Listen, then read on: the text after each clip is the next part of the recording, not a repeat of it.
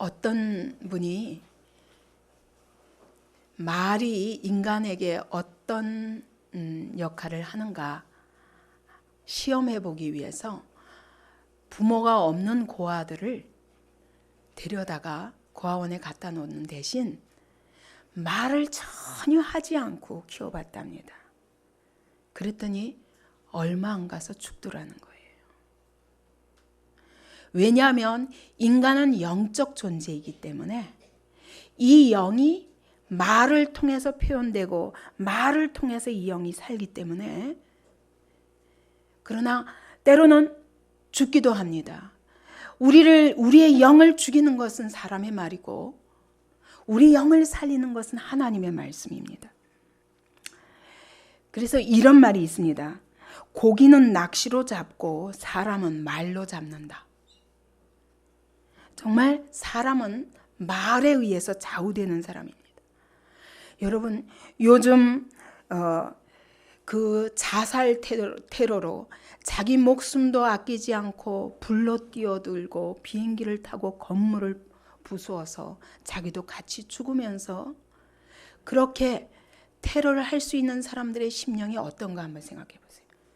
그들에게 그들이 믿는 그 이론이, 그들의 믿는 신앙이 그 속에 들어가서 그를 사로잡기 때문에 두렵지 않습니다. 그것이 영생의 길이라고 믿기 때문에. 여러분, 조금 이상하지 않습니까?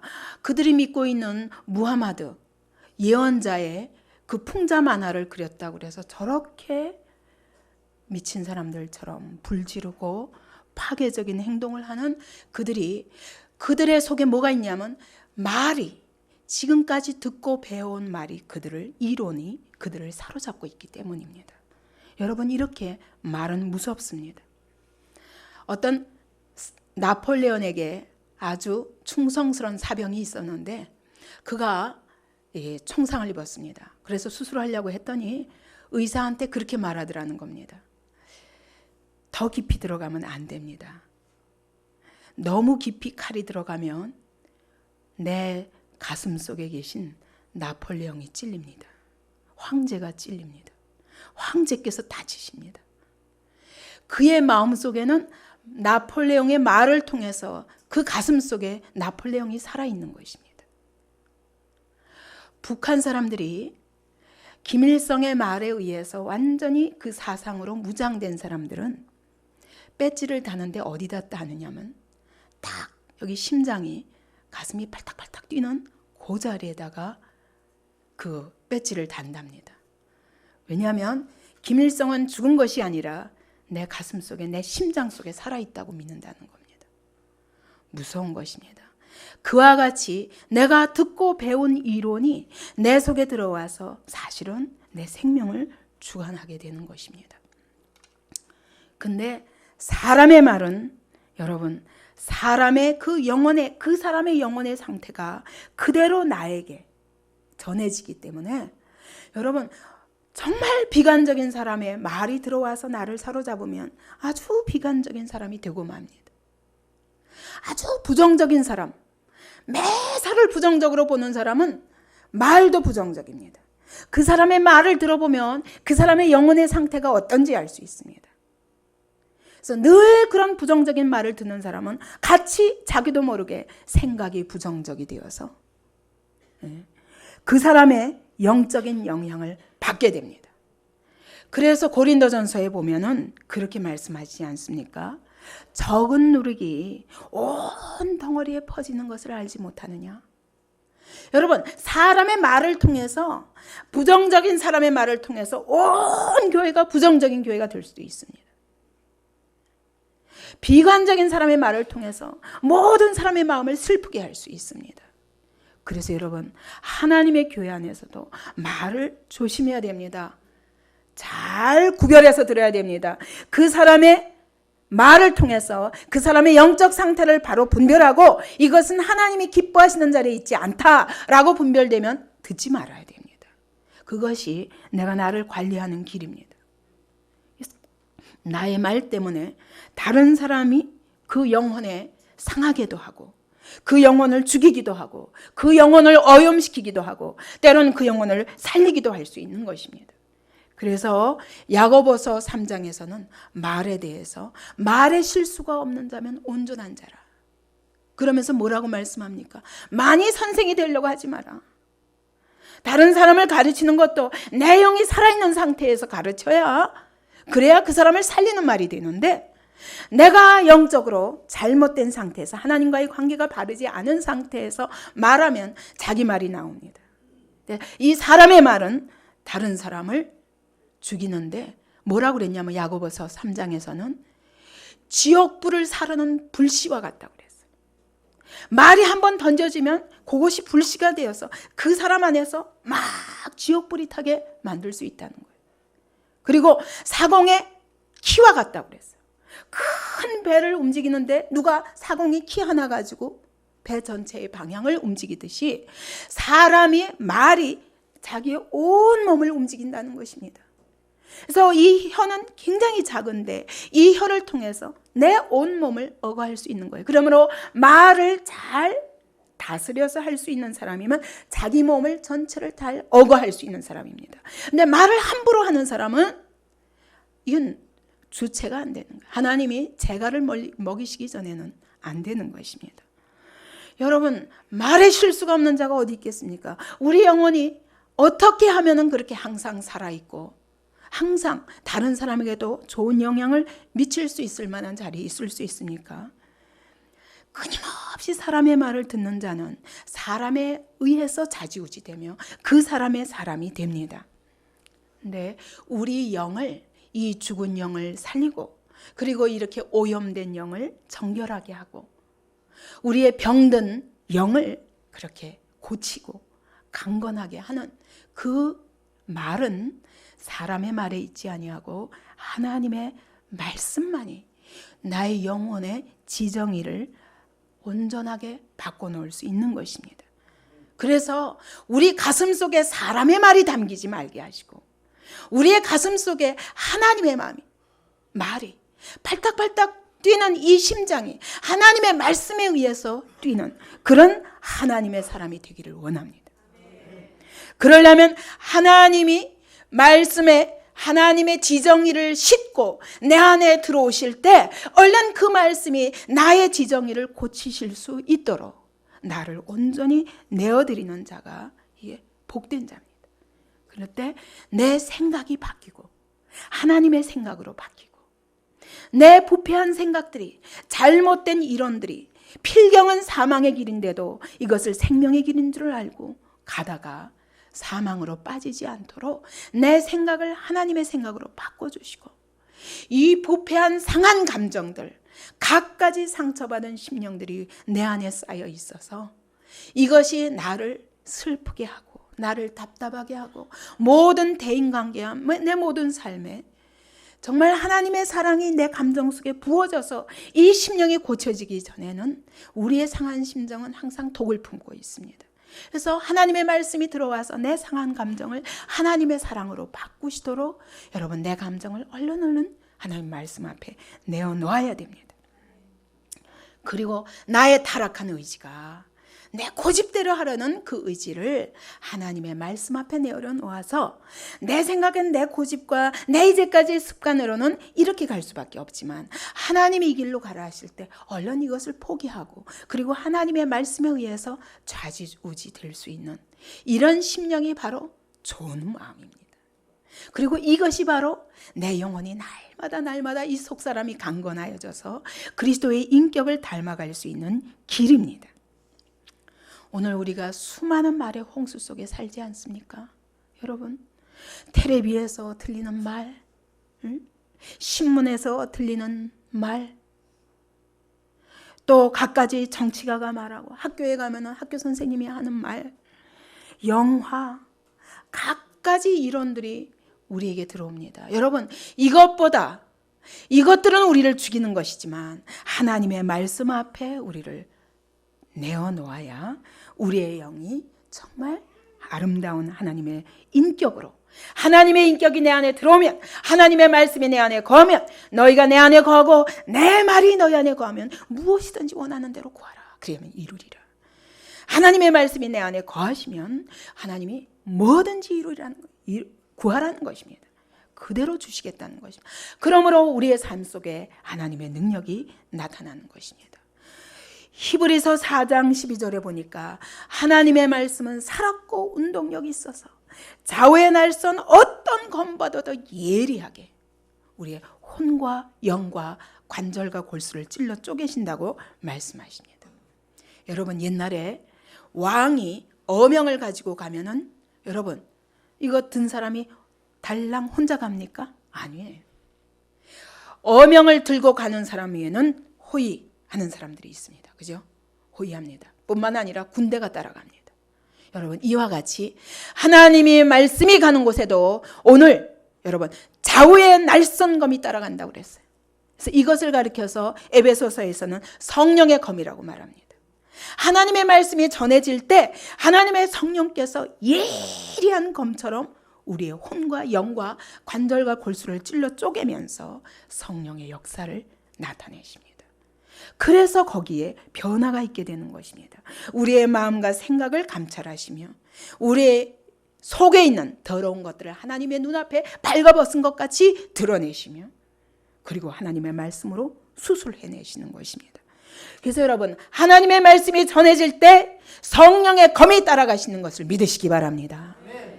오늘 여러분 복음을 전할 적에도 우리는 두려워합니다. 내가 이렇게 말해서 믿을까?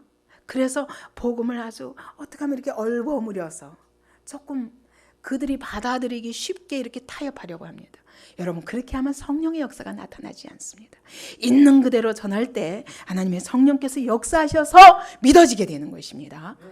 그래서 오늘 하나님의 말씀이 가는 곳에는 이와 같이 성령의 검이 따라갑니다. 또한 시편 103편을 보겠습니다. 시편 103편에 보면 하나님의 말씀이 전해지는 곳에 또 따라가는 존재가 있습니다. 20절, 21절입니다. 시편 103편 20절, 21절입니다. 877쪽입니다. 능력이 있어 여호와의 말씀을 이루며 그 말씀의 소리를 듣는 너희 천사여 여호와를 송축하라. 여호와를 봉사하여 그 뜻을 행하는 너희 모든 천군이여 여호와를 송축하라. 여러분, 하나님의 말씀이 이루어지기 위해서 누가 역사한다고요? 천사들이, 천군 천사들이 따라갑니다. 그래서 하나님의 말씀이 전해지는 곳에 여러분, 천사들이 그 구원을 이루기 위해서 돕는다는 것입니다. 여러분, 우리 성경에서도 보지 않습니까?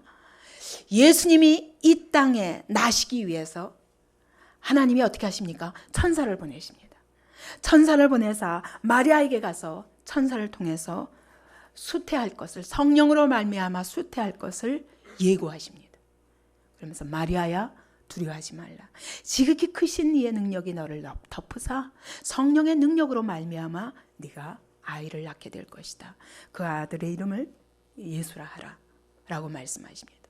결국 그래서 마리아가 처음에는 두려워했지만 주의 말씀대로 이루어지이다. 나는 주의 계집종입니다. 이렇게 고백하게 만드는 거예요. 미리 준비시키는 거예요. 뿐만 아니라 이렇게 되면 요셉이 또 오해할 것입니다.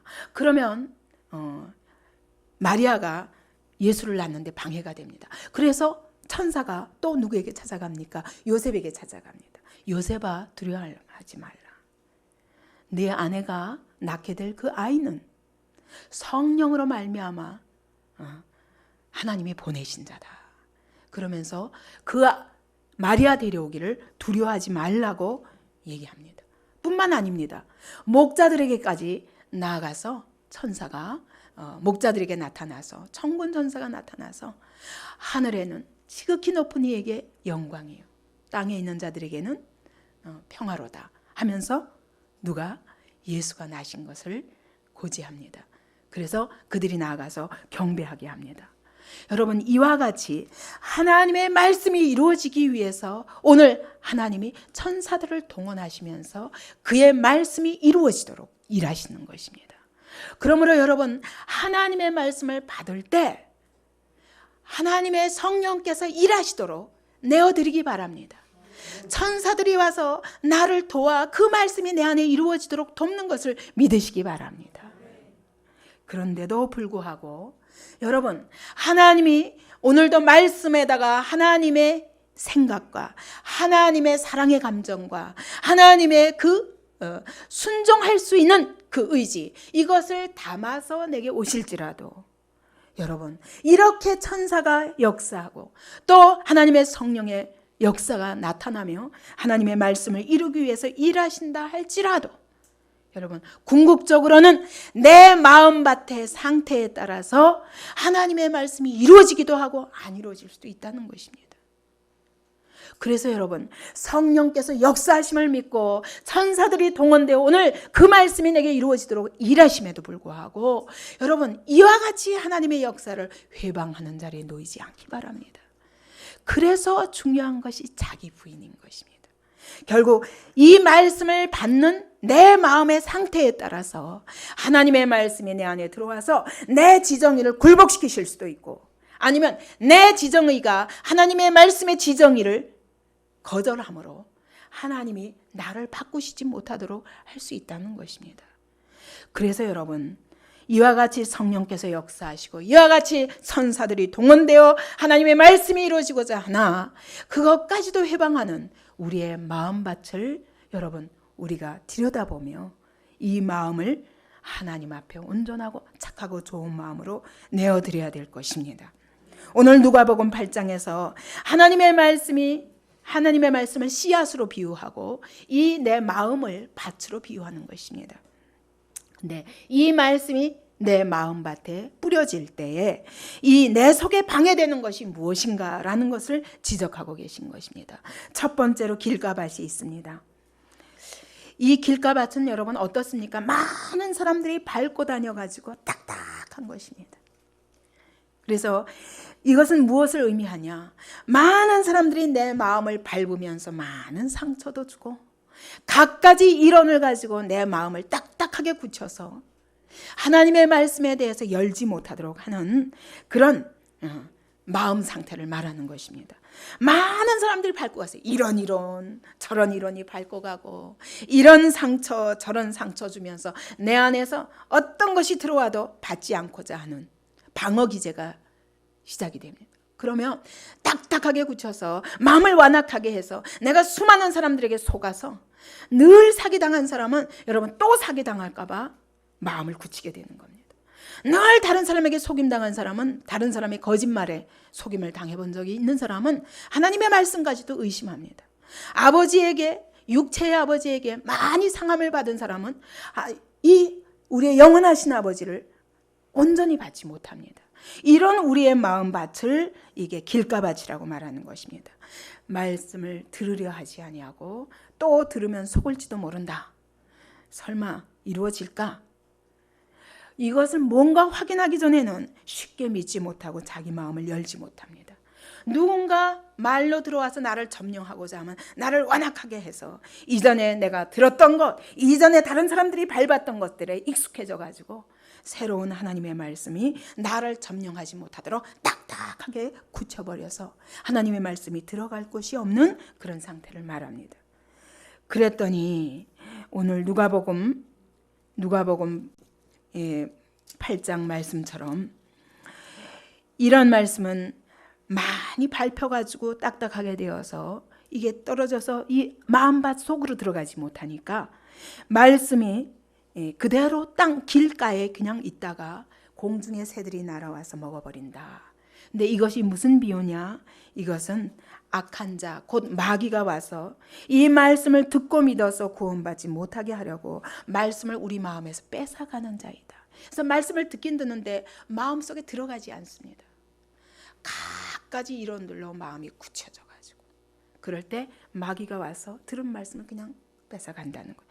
그러니 말씀이 나에게 전혀 영향을 미칠 수 없는 그런 마음의 상태를 길가밭이라고 말씀하는 것입니다. 여러분, 사람의 말은 우리를 속입니다. 사람의 말은 믿을 수 없습니다. 사람의 이론은 완전한 이론이 아닙니다. 그러나 하나님의 말씀은 마태복음 5장에 보면 천지가 없어지기 전에는 율법의 1.1약이라도 반드시 없어지지 않고 다 이루리라 말씀하는 것입니다. 여러분, 하나님의 말씀 받기만 하면 그대로 이루어집니다. 그러니까 이 길가밭 같은 이 마음은 완전히 갈아엎어야 돼요. 하나님의 고난을 통해서 갈아엎으시든지, 어떤 정말 너무너무 가난해서 내 힘으로는 아무것도 할 수 없는, 뭔가 지푸라기라도 붙잡지 않으면 안 되는 그런 가난한 심령이 되도록 하나님이 갈아엎기 전에는 안 되는 겁니다. 이런 마음이 되지 않기 바랍니다. 여러분, 하나님께 대해서 여러분이 방어하고 싶은 마음이 있습니까? 그대로 다 믿을 수 없는 여러분 안에 상처가 있습니까? 이런 것들을 다 내려놓고 하나님 앞에 순종하고자 할 때 이 말씀이 깨달아지는 것입니다. 우리 안에 받고자 하는 마음이 있을 때 그 마음속에 말씀이 들어가면서부터 깨달아지기 시작하는 것입니다. 그래서 바리새인들이 그렇게 성경을 연구하고 해도 왜 이 말씀을 깨닫지 못하는가? 예수께서 말씀하시는 것입니다. 사람이 하나님의 뜻을 행하고자 하면 이 말씀이 하나님께로부터 온 말씀인 줄 깨닫게 되리라. 근데 바리새인들에게는 순종하고자 하는 마음이 없어요. 내가 의롭기 때문에 자기 이론으로 꽉 차 있습니다. 자기 선입견으로 꽉 차 있습니다. 오늘 요즘 여러분 요한복음을 묵상하면서 어떻습니까? 예수님이 무슨 말씀을 하셔도 듣지 않아요. 자기 이론 앞에 죽은 나사로가 살아난다 할지라도 안 믿어요. 자기 이론, 자기의 기득권을 뺏기지 않는 것이 최대의 문제인 것입니다. 여러분, 이와 같이 순종하고자 하는 마음이 없으면 하나님의 말씀은 아무리 들어도 깨달을 수 없습니다. 이것이 길가밭입니다. 두 번째로 돌짝밭이 있습니다. 이 돌짝밭은 말씀을 들을 때는 기쁨으로 받으나 뿌리가 없어서 잠깐 믿다가 시험을 받을 때에 배반하는 자라고 말했습니다. 이 돌은 환경을 말합니다. 내 마음밭에 돌짝이 있다. 이 얘기는 하나님의 말씀이 들어가는데 방해되는 것들이 있는 것입니다. 이것이 내 안에 있는 갖가지 이론이 될 수도 있고 다른 프로그램들이 꽉 차가지고 하나님의 말씀과 배반이 될 때 얼른 하나님의 말씀을 지워버리게 되는 것입니다. 그래서 말씀이 들을 때는 맞아 했어요. 근데 들어가서 이 말씀에 순종하고자 하니까 내가 뭔가 부인해야 되는 부분이 있는 거예요. 내가 이전에 갖고 있던 것들을 부인하지 않으면 안 되는 부분이 있을 때 얼른 포기해버려요. 말씀을 받긴 받았습니다. 그래서 정말 순종하고자 하니까 주변에서 어려움이 옵니다. 핍박이 옵니다. 이 말씀 때문에 뭔가 잃어버려야 됩니다. 값을 치러야 됩니다. 이때 얼른 돌아서 버리고 다시 원점으로 돌아가 버린 이런 사람을 말합니다. 우리의 마음속에 이와 같은 돌들이 많습니다. 하나님의 말씀이 들어오셔서 그대로 뿌리 내릴 수 있도록 단순하면 좋겠는데 뭐가 잔뜩 돌이 들어가 있어요. 그러면 말씀이 아무리 들어가도 뿌리를 내리지는 못합니다. 듣기는 수없이 들어요. 그런데 귀에서 맴돌고 내 마음밭 속에서 뿌리를 내리지 못하는 것입니다. 그러면 이거 뿌리를 내린다는 게 뭔가? 뿌리를 내리는 게 뭡니까? 이게 회개예요. 내 안에 있는 돌짝들이 다 걸러지고 깨트려져야 됩니다. 봐수어져야 됩니다. 이것이 하나님의 말씀에 비해서 아무것도 가치 없는 것임을 알고 시인하고, 여러분, 내 안에 있는 하나님의 말씀에 방해되는 모든 것들이 다 가치 없는 것으로 결론이 나야 됩니다. 이게 회개입니다. 예수 외에는 길이 없다는 결론이 나야 됩니다. 나는 예수의 피 없이는 구원받을 수 없는 죄인이라는 것이 결론이 나야 됩니다. 이런 사람은요, 그래서 밭에 감추인 보배와 같이 예수님을 얻는다는 것은 모든 것을 얻는 것이요, 예수님을 잃는다는 것은 모든 것을 잃는다는 것이라는 결론이 난 사람은 여러분, 환난이 닥쳐도 버릴 수 없습니다. 이 감추인 보화, 세상은 모르지만 내 안에 이 세상 무엇보다 귀한 예수가 계시다는 거, 이것 때문에 어떤 거하고도 바꿀 수 없어요. 이런 결론이 난 사람이 바로 이 돌짝을 다 제거한 사람입니다. 그래서 깊은 회개가 있는 사람들은 여러분, 이 예수가 얼마나 보배인지 알아요. 예수 외에는 길이 없다는 걸 압니다. 그렇기 때문에 예수와 어떤 것도 바꾸기 싫어합니다. 환난이 와도 예수를 지켜야 됩니다. 난 예수를 버릴 수가 없습니다. 어떤 핍박이 와도 예수를 부인할 수는 없습니다. 이것이 회개한 심령입니다. 근데 조그만 어려움도 이길 수 없을 만큼 그렇게 돌에 딱 부딪히면 거기서 말씀이 더 뿌리를 내리지 못하게 하는 이런 심령들은 이런 복잡한 심령에 뭐가 돌짝이 많습니다. 이런 사람은 말씀이 들어가서 그 능력으로 역사하실 수가 없어요. 내 삶 속에서 내 인격이 고쳐질 수가 없어요.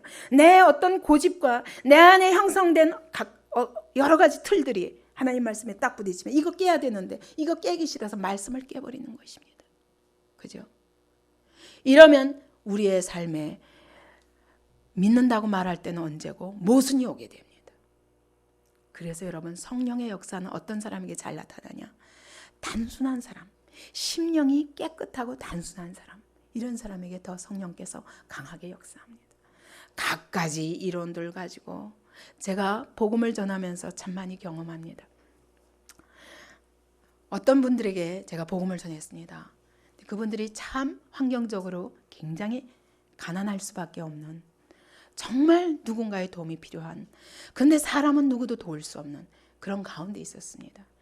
복음을 전하는데 눈물로, 부부가 다 눈물로 정말 예수가 나의 삶의 주인이십니다. 그리고 고백했습니다. 그리고 완전히 거듭났었습니다. 그래서 기뻐하면서 변화가 보이기 시작했었습니다. 근데 얼마 안 있다가 자기가, 이분들이 둘 다 박사였어요. 자기가 믿고 있는 이론과 하나님의 말씀이 딱 배반될 때 딱 등을 지더라고요. 깜짝 놀랐어요. 분명히 눈물 흘리며 회개하며 정말 나는 죄인입니다 했었는데, 자기가 가지고 있는 이 박사들로서 일평생에 이걸 쌓아가지고 이 이론들이 그들에게 자랑인 거예요. 박사 부부라는 것이 자랑인 것입니다. 자기 이론과 하나님의 말씀이 딱 배반되자마자 딱 버리고 떠나더라고요. 여러분, 이럴 수 있다는 겁니다. 우리 안에 성품이든 기질이든 우리가 가지고 있던 이제까지 쌓아놓은 틀이든 이런 거 다 깨어부시기 전에는 하나님의 말씀이 내 안에 들어와서 깊이 뿌리 내리지 못합니다. 그러면 여러분, 열매도 맺을 수가 없습니다. 그러면 우리의 삶에 하나님의 말씀의 능력이 드러날 수 없습니다. 그래서 자기 부인이 필요한 것입니다. 여러분, 헤롯 안디바 보세요. 세례 요한이 말씀을 전하니까 너무너무 듣기 좋아합니다. 뿐만 아니라 바울도 그랬습니다. 벨리스 총독이 끊임없이 바울을 불러다가 그래, 또 내일 또 들어보자, 내일 또 들어보자 그랬습니다. 그런데 회개는 안 해. 듣기 좋아하다가 결국 바울도 내어주고, 헤롯 안디바가 세례 요한을 결국 칼에 목 베어 죽임당하도록 하지 않습니까? 그들이 잠깐 듣고 즐거워하던 것과 그 다음에 그들이 내린 결론은 다른 것입니다. 바로도 그래요. 모세를 통해서 하나님의 일하심을 보면은 돌이키고, 내가 잘못했다, 나가라, 내가 두 손 들었다 해놓고 그들이 나가려고 하면 또 10번이나 바꾸지 않습니까? 여러분, 이런 자리에 우리가 놓인다면 우리는 돌짝밭입니다. 하나님의 말씀이 내게 들어오셔서 내 기질이든 내 이론이든 이제까지의 습관이든 무엇이든 하나님의 말씀에 방해되는 것들을 다 갈아보시기 바랍니다. 그럴 때 우리의 그 하나님의 말씀이 내 안에 들어오셔서 나를 바꾸십니다. 내 영혼을 바꾸십니다. 그때 하나님의 인격이 내 안에 들어오는 것입니다. 세 번째로는 가시밭이 있습니다. 여기서 가시밭을 가리켜서 뭐라고 말합니까? 이생의 염려와 재리와 일락의 기운이 막혀 온전히 결시치 못하는 자요. 한마디로 세상 염려와 욕심입니다. 끊임없이 염려하는 것은 무엇입니까? 뭔가 더 가지려고 그러는 거예요. 욕심도 뭐예요? 뭔가 더 가지려고. 하나님이, 가장 선하신 하나님이 나의 모든 것을 위하여 예비하셨다는 사실을 믿지 못하고 세상 욕심과 염려에 붙잡히고, 그 다음에 재리와 쾌락의 유혹, 일락에 붙들리기 시작하면은 이 좋은 씨가 들어와서, 좋은 씨가 영양분을 먹어야 되는데 흙의 영양분을 누가 먹어요? 가시가 다 먹어버리면, 그러면 말씀이 들어가서 영양분을 섭취할 수가 없어요. 내 마음의 영양분을 섭취할 수가 없어요. 그렇게 되면 이 가시밭 때문에 말씀이 말라버린다는 겁니다. 그래서 이와 같이 우리 안에 여러분 뭔가 내가 하나님 없이 내 욕심을 채워보고자 하는 그런 욕심과 그 다음에 세상 쾌락에 대한 유혹이 있으면 하나님의 말씀이 들어와도 끊임없이 들어도 그 말씀이 살찌울 수가 없어요. 그 말씀이 꽃을 피울 수가 없어요. 그 말씀이 싹을 내고 열매를 낼 수가 없습니다. 그렇게 우리의 염려와 우리의 욕심은 하나님의 말씀을 정말 기진하게 만드는 거예요. 하나님의 말씀의 기운을 꽉 막아버리는 거예요. 왜냐하면 내 마음이 전폭적으로 욕심에 더 많이 가 있거든. 내가 지금 누리고 싶은 쾌락에 더 많이 가 있거든. 마음을 다 빼앗겨서 하나님의 말씀에 나의 전심을 드릴 수가 없어요. 여러분, 하나님의 말씀에 여러분의 전심을 쏟기 바랍니다. 네? 하나님의 말씀에 나의 전심을 쏟지 않으면 이 말씀이 들어가서 무럭무럭 자랄 수가 없습니다. 내 속사람이 무럭무럭 자랄 수가 없습니다. 그래서 전심으로 나를 찾고 찾는 자가 나를 만나리라 말씀하십니다. 그런데 여기 네 번째 밭이 있습니다. 그것은 좋은 밭입니다. 옥토밭입니다. 착하고 좋은 마음이라고 말했습니다. 착하고 좋은 마음이 뭐냐? 하나님의 말씀 앞에서 이게 진리에 대한 흡수력이 강한 마음이에요. 옥토가 무엇입니까? 씨앗을 받아들이는데 아주 부드러워서 씨앗이 들어가기 좋은 그런 밭입니다. 하나님의 말씀이 들어오면 쫙쫙 스펀지처럼 빨아들이는 마음이 있어요. 흡수력이 좋은 마음이에요. 이건 길가 밭과 정반대가 되는 마음이에요. 딱딱하게 굳어서 말씀이 들어갈 자리가 없는 마음과 들어가기만 하면 말씀이 쏙쏙쏙쏙쏙 깊이 들어가는 마음이 있다는 거예요. 여러분, 진리의 흡수력이 왕성하기 바랍니다. 그런 옥토가 되기 바랍니다. 그걸로 끝나는 게 아니에요. 그게 끝나는 게 아니라 말씀을 듣고 지킨다고 그랬어요. 이 지킨다는 건 뭐냐면 굳게, 헬라어로 굳게 붙잡는다는 말이에요. 진리가 들어와서 쏙쏙쏙쏙 들어가서 끝이 되는 게 아니라 그 진리를 굳게 붙잡는 마음을 말하는 겁니다. 그래서 말씀을 듣기만 하고 속속 들어가긴 한데 다 잊어버리지 말고 그 말씀을 굳게 붙잡는, 이것은 돌짝밭과 반대가 됩니다.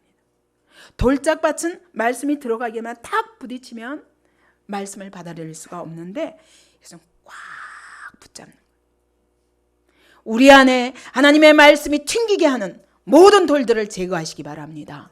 그리고 하나님의 말씀을 굳게 붙잡는 그런 진리의 파수력이 강한 마음이 되기 바랍니다. 그뿐만 아니라 세 번째로 인내로 결실하는 자들이라. 근데 말씀을 붙잡는데 붙잡다가 놓치지 말라는 겁니다. 끝까지 인내하여서 내 안에 염려가 있어도 염려도 물리치고, 내 안에 하나님의 말씀보다 더 큰 탐심이 있으면 그거 물리치고, 내 안에 일락을 좋아하는 마음이 있으면 그거 배척하고. 여러분, 텔레비 맨날 보고 앉아있으면 성경 읽을 시간이 없어요. 늘 영화의 마음을 뺏기는 사람은 하나님의 말씀이 들어갈 수가 없어요. 우리도 여러분 인내로 결실해야 됩니다. 텔레비를 보고 싶은 마음이 있어도 그것을 참고, 내가 오늘 즐겁게 놀고 쉬고 하고 싶어도 그것을 참고 인내로 끝까지 이 말씀이 내 안에 들어와서 열매를 맺을 때까지 그런 싸움을, 자기와의 싸움을 끝까지 하는 사람을 가리켜서 인내로 결실하는 자라고 말하는 거예요. 여러분, 이것은 가시밭과 반대되는 거예요. 끊임없이 마음이 분산되어서 욕심에 뺏기고 일락에 뺏기고 염려에 뺏기고 나면 이 마음이 하나님의 말씀을 붙들 영향이 없어요. 이런 마음 대신에 끝까지 말씀이 뿌리 내려서 싹이 나고 열매가 날 때까지 끝까지 붙들고 자기와의 싸움에 승리하는 이런 마음을 좋은 밭이라고 말합니다. 여러분, 이 마음밭이 없으면 하나님의 성령의 역사도 해방합니다. 천사들이 와서 아무리 우리를 돕는다 할지라도 우리가 거절하게 됩니다. 여러분, 하나님의 말씀이 내 안에 들어와서 착상하고 열매를 맺을 때까지 어떤 것도 해방할 수 없도록 여러분 싸우시기 바랍니다. 그래서 여러분, 은혜는 위로부터 하나님이 값없이 부어주시지만, 그러나 이것을 붙잡고 지켜서 열매 맺기까지 하는 것은 내 마음에 달려있다는 것입니다. 그래서 내 지정의가 너무 강해서 하나님의 지정의를 거절하지 않기 바랍니다. 그런 자에게 하나님의 놀라운 성령의 역사가 나타나고 정말 청사들의 그런 하나님의 말씀이 이루어질 때까지 도우시는 역사가 있을 것입니다. 하나님의 말씀이 내 안에 들어오셔서 하나님의 지정의가 나의 지정의를 점령하여 주시옵소서. 이것이 우리의 기도가 되기 바랍니다. 하나님이 내 안에 들어오시되 말씀으로 들어오셔서 하나님의 말씀의 능력으로 일하여 주시옵소서. 여러분, 이 자기 부인의 최고가 무엇입니까? 자기 부인을 가장 정확하게 할 수 있는 것이 길이 무엇입니까? 예? 십자가 지는 거예요. 십자가 지는 거예요. 그래서 주님이 아무든지 나를 따라오려거든 자기를 부인하고 자기 십자가를 지고 나를 좇을 것이니라. 여러분, 십자가를 진다는 것은 다른 사람이 죽어야 할 죽음을 내가 대신 죽는 것입니다. 억울하죠? 누가 이거 하려 합니까? 이것보다 더 강한 자기 부인이 없어요. 이럴 때 하나님의 말씀의 능력이 내 안에 들어오셔서 하나님의 그 놀라운 능력으로 내 안에서 일하시게 되는 것입니다. 여러분, 그래서 자기 부인을 잘하고 자기 십자가를 지고 가는 사람은 시험에 빠질 수가 없어요. 방해가 있을 수가 없어요. 이런 심령이 복된 심령입니다. 예레미야가 이렇게 고백합니다. 내가 주의 말씀을 얻어먹었사오니 주의 말씀은 내게 기쁨과 내 마음의 즐거움이요나. 여러분, 주의 말씀을 먹었다고 말하는 것입니다. 먹어서 이 말씀이 내 안에서 살이 되고 뼈가 되고 피가 되는 것입니다. 그래야 그 말씀의 능력이 내게 나타나죠. 또 예레미야는 말합니다. 나의 중심이 이 말씀을 먹었더니 나의 중심이 불붙는 것 같아서 골수에 사무치나이다. 여러분, 하나님의 말씀이 내 중심에 들어오셔서 내 온 영혼을 불태운다는 것입니다. 불붙는 것 같아서 내 모든 저 깊은 뼛속 골수까지 하나님의 말씀의 능력이 미치나이다 라는 뜻이에요. 하나님이 예레미야에게 주신 말씀은 모든 사람이 거절하는 말씀이었습니다. 그러나 그가 옥에 갇히면서 매맞으면서 수없이 죽임당할 위기를 맞으면서도 이 말씀을 버릴 수가 없어요. 왜? 이 말씀이 들어와서 내 안에서 살이 되고 뼈가 되고 불이 붙어버렸어요. 나를 완전히 장악해버린 것입니다. 하나님 말씀. 이것이 바로 능력의 하나님의 사람입니다. 사도 바울도 그랬기 때문에 나는 날마다 죽노라 하면서 나는 생명은 너희 안에서 역사하고 사망은 내 안에서 역사하느니라. 나는 죽고 너희는 산다고 어떻게 그렇게 할 수 있습니까? 여러분, 이보다 더 큰 십자가가 어디 있어요? 나는 날마다 죽고 너희는 날마다 살라는 것입니다. 왜 그러냐? 하나님의 말씀이 바로 그런 말씀이에요. 그 말씀이 내 안에 들어와서 내 영혼을 완전히 사로잡아 버린 것입니다. 그래서 내 손도 발도 내 입도 생각도 모든 것이 하나님의 말씀으로 말미암아 이루어지는 이 사람이 바로 능력의 사람이요, 이 사람이 바로 하나님의 사람인 것입니다. 이 사람이 가는 곳곳마다 예수께서 이 땅에서 하신 그대로 기적과 이사가 나타날 수밖에 없고 많은 영혼이 이런 사람을 통해서 그 말씀을 듣고 살아나는 것입니다. 여러분, 설교도 그렇습니다. 설교도 내가 지식을 가지고 여기서 머리에서 하는 설교가 있고 이 말씀이 내 안에 들어와서 내 영혼을 완전히 사로잡아서 불태워서 내 안에서 살이 되고 피가 되어서 그러면 말이 어눌할지라도 이것이 전달이 됩니다. 그래서 다른 사람을 살리게 되는 것입니다. 여러분, 어떤 사람으로 살겠습니까? 사람의 말에 붙잡혀서 사람의 종노릇하며 사람의 인격을 가지고 그리고 일평생 그 종노릇하며 여러분 그렇게 살겠습니까? 아니면 하나님의 말씀이 내 안에 들어오셔서 나를 사로잡아서 하나님의 인격을 가지고 하나님의 능력을 가지고 이 땅에서 하나님의 영광을 드러내는 삶을 살겠습니까? 우리는 어차피 말 없이는 살 수 없습니다. 사람의 말을 듣든지 아니면 마귀의 말을 듣든지 아니면 하나님의 말씀을 듣든지 우리는 어차피 말에 의해서 움직여지는 자들입니다. 여러분, 하나님의 말씀이 내 안에 들어오셔서 나를 사로잡으시기 바랍니다. 어떤 분이 이렇게 말합니다. 그리스도께서 수천 번 베들레헴에서 태어나신다 할지라도 예수께서 내 안에서 실제로 성육신되어 태어나시지 아니하면 소용이 없다는 것입니다. 맞습니다. 하나님의 말씀이 아무리 능력이 있다 할지라도 오늘 그 말씀이 내 안에서 태어나지 않으면 내 삶에 능력이 임하지 않습니다. 우리 안디옥 성도들이 다 이렇게 하나님의 말씀으로 하나님의 지와 하나님의 정과 하나님의 의가 나를 사로잡으시는 그런 하나님의 사람 되시기 바랍니다. 그래야 우리의 발걸음의 속에서 하나님의 능력이 나타나는 삶을 사시기 바랍니다.